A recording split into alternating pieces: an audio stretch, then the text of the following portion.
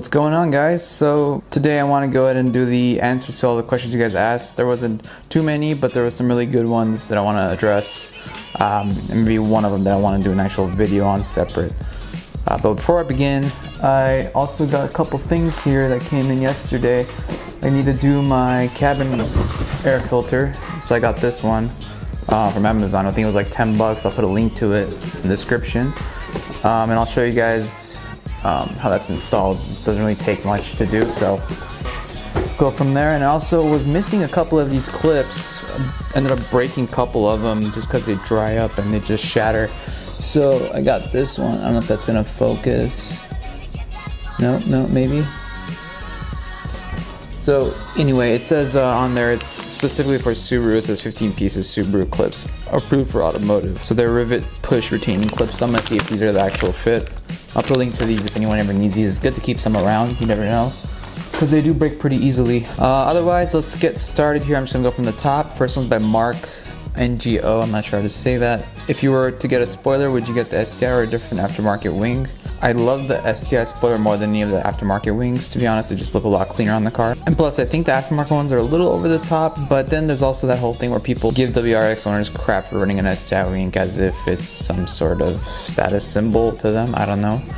But whatever, you do you. Second question by Osvaldo Lopez. If you had the chance, would you buy an STI or stick with your WRX? This is one of the ones where I want to do a more detailed video, which I will do. Maybe coming next week, you'll see the upload come up. If I were to go back and let's say I had the choice again. So for me, it was between the STI or WRX. It was a base STI or the loaded, not loaded, but the way I got my WRX, which was a premium package with Harman Kardon navigation. If I could do it all over again, I would probably still get the WRX just because I'm not hitting the track anytime soon, so there's really no need for the extreme rigidity of the STI chassis and the DCCD system, the whole limited slip thing front and rear. I mean, we don't even get snow here in California where I am, so there's really no point for me. Unless I was going for big power, and I was planning on, let's say, going for like an 800 horsepower power build or something like that, something crazy, then I would have to get the STI, I think. You probably need the displacement there over the 2-liter F820 motor, which I'm sure will be a difficult task to get up there. And then Fox Stowe, what got you into modifying cars? Also, can you go into depth with the Tane coilovers? Modifying cars. I believe it was between when I was 14 and 15, I have a cousin that was modifying his, it was a diesel Mark IV Golf, and it had a hybrid big, I think he said it was a hybrid big turbo at the time. This thing was insane. He had videos of it. He would show me just pulling up against Porsches on the Button Willow Spring, just passing all sorts of crazy cars, and to me that was insane. The idea where you could have something that you built that could surpass these $70,000+ cars, whatever it is, on the track, just felt was kind of priceless to me. So that's where it started, and I started getting into remote control cars, like the nitro gas ones, and I always modified or tinkered with those, and everything I ever did with anything I ever touched, I always tried to modify it. Whether it be computers, when I got my first computer, it was like it was just MS-DOS. There was no other operating system or anything like that on there. It even had the 5 1/4 inch floppies, those really massive floppies, and I pretty much took that thing apart and put it back, broke it, but that's how I learned everything. And the same thing with my GTI. I broke so many things on now trying to learn to modify cars, but there's something about making something different than what everyone else has. So the other question was Tane coilovers. These are the Flex-Z's I have on my car. They come, the way I installed it was with the stock height. They come from the factory. I think it was 1.2 inch drop in the front, 1 inch drop in the rear. I didn't change it at all. I just put it on as is. They're 16-way damping adjustable from the top. You can make them as loose or floaty as a Cadillac, or as stiff as, well, like solid suspension. My original plan was to go with a good shock strut and spring combination, which at the time no one made one for this car.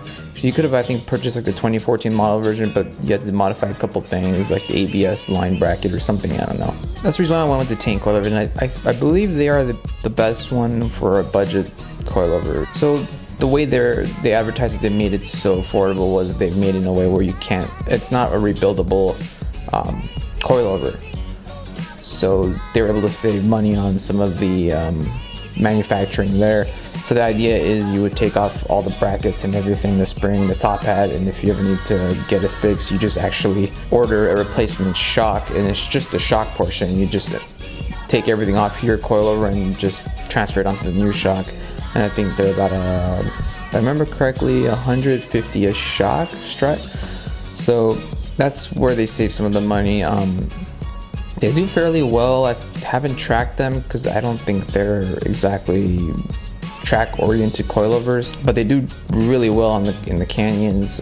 For daily driving, I just loosen them up really well, more comfortable that way. There's times where if there's like a really hard ridge on the road and it hits it, it does kind of struggle to absorb that, but I can't complain because of the price. Other than that, it is a very good, compliant, performs really well for what I need it to. I don't need anything else at the moment. I think they have about 7,000 miles on them at this point. They've been the same since I first put them on. Nothing's changed. I haven't diminished at all. But otherwise, that's the coilovers. So we have iJello Boy. I would like some tips for when I start modifying cars because I don't exactly know much.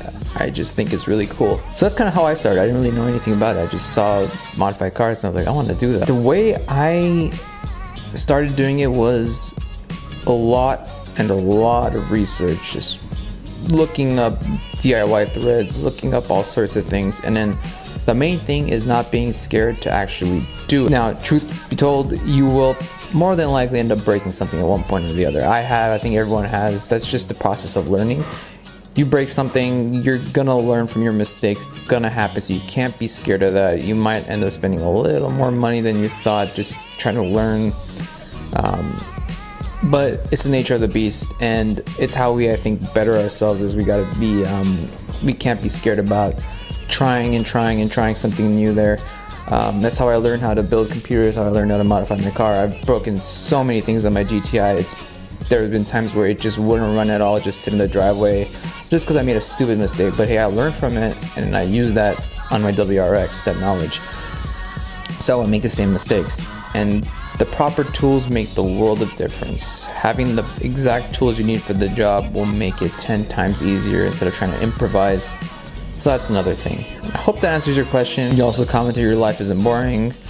Oh, thank you. And I should blog my life more. I should try that, but I don't know. I go to work 9 to 5 and can't really record anything at work. Don't know. Maybe someday. So next question is John Steer. What do you do for a living? My title is official as claims examiner. So what I do is when someone gets injured at work, I handle their claim as far as medical treatment goes, funding for the medical treatment, legal, and as far as like a settlement type of deal and all that stuff goes. What's your peak PSI? 22.5. That was by JDM Fan 818. And we got Jeffrey2112 asking, do you like the color you got your car in, or would you rather have a different color?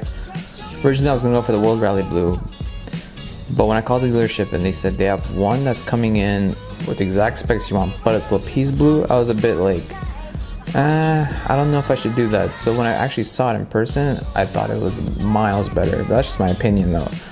To me, the Lapis Blue is like a more grown-up version of the World Rally Blue.